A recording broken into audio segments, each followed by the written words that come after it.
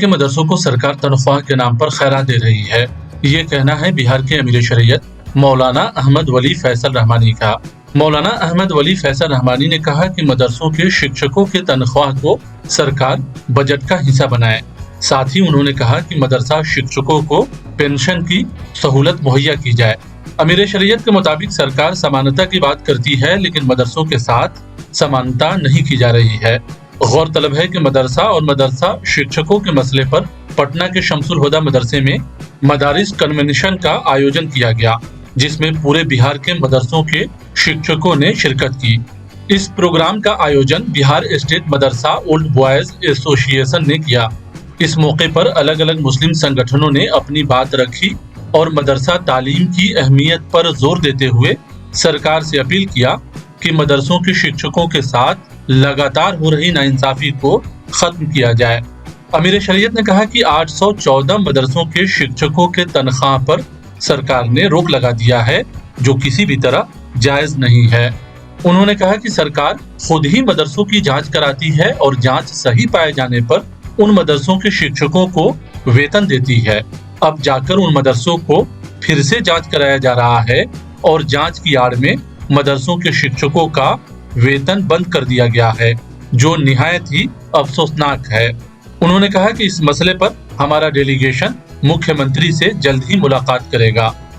देखिए, दाखिली तौर पर मैंने कहा था कि ऐसा करते हैं कि ये जो 814 मदारिस हैं जो मुतासर हैं अभी, इनके मजलिस मुंतज़िमा के सदर और सेक्रेटरी साहबान को बुलाया जाए और इनसे बातचीत की जाए कि हल कैसे निकाला जाए, और वो क्लोज कन्वेंशन हो ताकि उसका असर बहुत दूर तक जाए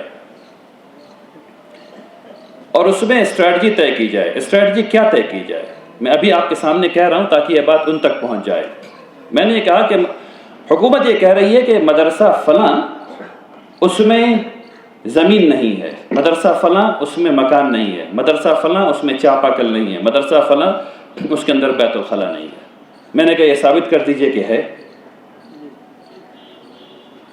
मैंने कहा मदरसे की लिस्टिंग कीजिए और हर लिस्ट के आगे कॉलम लगाइए और कॉलम में वहाँ के जो लोग हैं उनसे कहिए कि वो तस्वीर खींच करके और वीडियो बना करके अपलोड करें वेबसाइट पे, ताकि हुकूमत को दिखाया जा सके कि उनकी रिपोर्ट यकीनन गलत है। और वहाँ वकील साहब भी बैठे हुए थे और मैंने वकील साहब से कहा कि आप ये बताइए कि कानून लॉ ऑफ एविडेंस क्या है, दलील किसको माना जाएगा, और जो दलील होगा जो कानून को काबिल कबूल होगा वो वाली दलील लगाइए इसमें।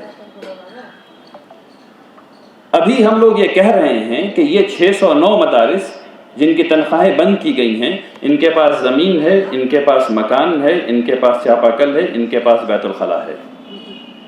यही कह रहे हैं ना आप, सब लोग यही कहने को जमा हुए हैं। अब ये बताइए कि अगर हम लोग इसको साबित कर देते और ऑनलाइन इसकी वीडियो और क्या कहते हैं उसको तस्वीरें और इसके आर्किटेक्चर ड्राइंग्स अगर उसमें लगा देते तो हमारी बात मजबूत होती या कमज़ोर होती? अगर उस दस्तावेज को लेकर के मैं सीएम साहब के पास जाता तो अब मेरी बात में वजन होता या हल्कापन होता? अब अगर मैं अभी जाऊं उनसे बात करने के लिए कहूं हुजूर दे दीजिए, तो ऐसे मांगना पड़ेगा हुजूर दे दीजिए, यही करना पड़ेगा ना। आप यही चाहते हैं ना कि अमीर शरीयत यही करे, हुजूर दे दीजिए, या कुछ और कह रहे हैं आप लोग?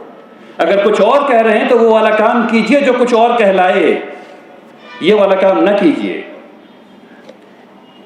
जब रसूलुल्लाह सल्लल्लाहु अलैहि वसल्लम ने हम लोगों को ऑपरेशन प्रिंसिपल बता दिया, उन्होंने क्या कहा? उन्होंने कहा पहले ऊंट को बांधो फिर अल्लाह पर तवक्कुल करो।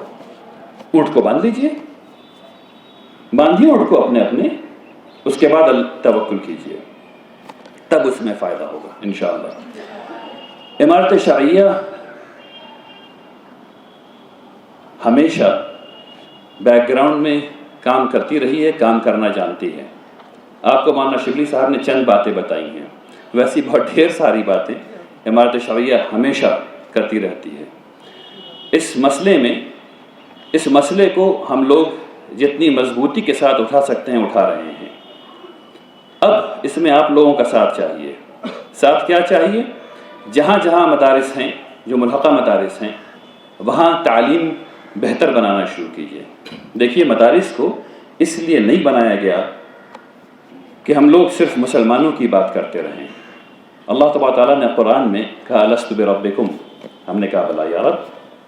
پھر اللہ تبارک تعالیٰ نے کہا انا عرضنا الامانہ، امانت دے دی. پھر اللہ نے کہا انی جاعل فی الارض خلیفہ، پھر خلافت دے دی. تو دنیا کیسے چلائی جائے گی اس کو سکھانا ہے لوگوں کو. ہم لوگوں سے کہہ رہے ہیں کہ آئیے ہم کو سکھائیے، ہم کو دیجیے. یہ الٹا ہے میرے بھائیوں. حق ہمارے پاس ہے جو بتانا ہے، حق ہمارے پاس ہے جو بتانا ہے. قیادت آپ لوگوں کو کرنی ہے، دکھانا ہے کر کے. وہ دکھائیے تاکہ مانگنا نہ پڑے، وہ دکھائیے تاکہ مانگنا نہ پڑے. ابھی جو آپ کی تنخواہیں جا رہی ہیں وہ خیرات کی ہیں، آپ کو پتہ ہے نہیں پتہ ہے؟ سب کی تنخواہیں جو جا رہی ہیں وہ بجٹ میں لائن آئٹم نہیں ہے، وہ انوکمپا ہے. انوکمپا کا مطلب خیرات ہوتا ہے. جس سال حکومت کے پاس بجٹ میں پیسہ نہیں ہوگا اس سال آپ میں سے کسی کو تنخواہیں نہیں ملنے والی. انوکمپا ختم ہو گئی، پیسہ ہی نہیں، دیں کہاں سے؟ اس سال آپ کو ایسے بھی پیسہ نہیں ملنے والا. جو مانگ آپ کو کرنی ہے وہ یہ کہ یہ انوکمپا والی چیز کو ختم کر کے اسے لائن بجٹ میں ڈالا جائے تاکہ ہر سال اس کا پروویژن کیا جا سکے. جو مانگ آپ کو کرنی ہے وہ مانگ پینشن کی ہے، جو مانگ آپ کو کرنی ہے وہ مانگ مساوات کی ہے، آپ کو ایکوالٹی کی مانگ کرنی ہے.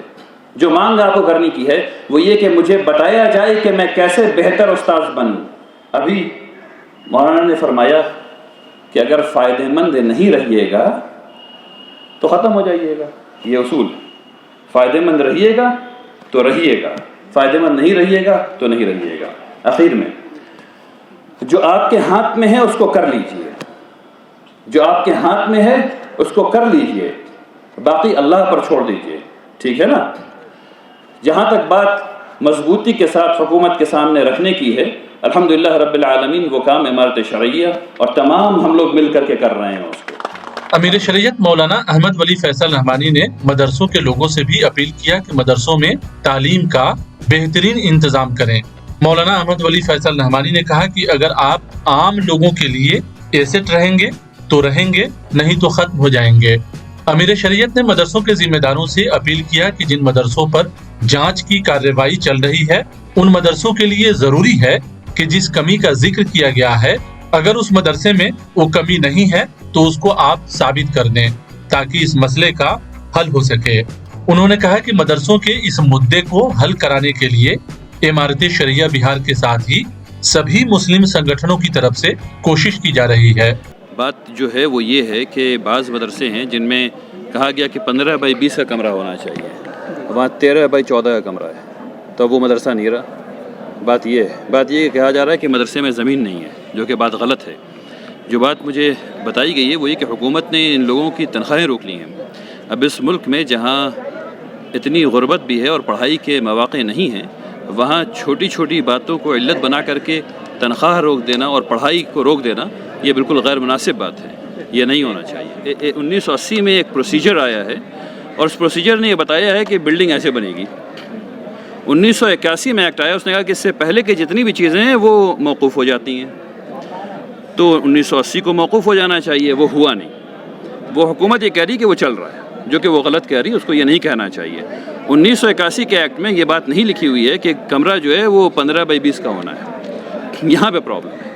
تو جو حکومت سے مانگنا چاہیے وہ یہ کہ جو مدارس ابھی تک ہیں اگر ان کے کمرے 13x14 ہیں یا 20x50 ہیں وہ ویسے ہی رہیں گے. اب اس کے بعد ایک لائحہ عمل آپ بنا دیجئے کہ اس کے بعد جو کمرہ بننا ہے وہ 15x20 کا ہونا ہے. اس سے پہلے کی کیا بات کرنی ہے؟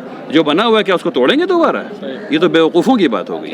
جو چیز ہے اس کو رہنے دیا جائے اور اس کے بعد جو نئی تعمیر ہو وہ اس کے ڈائمنشنز کو بتا دیں کہ اس میں اتنی کھڑکی، اس میں اتنا فٹ ادھر، اتنا فٹ ادھر. انشاءاللہ اس پہ لوگ کام کریں گے باذن اللہ. ادھر اس پروگرام میں شرکت کر رہے مدرسوں کے شکشکوں نے مہا گٹھ بندھن کی سرکار پر سوال کھڑا کرتے ہوئے کہا کہ الپ سنکھیکوں کے ووٹوں سے بنی سرکار الپ سنکھیکوں کو ہی پریشان کرنے میں لگی ہے. بہار اسٹیٹ مدرسہ اولڈ بوائز ایسوسی ایشن کے ادھیکش عبد القدوس کے مطابق جان بوجھ کر مدرسوں کے شکشکوں کے مسئلے کو الجھایا گیا ہے.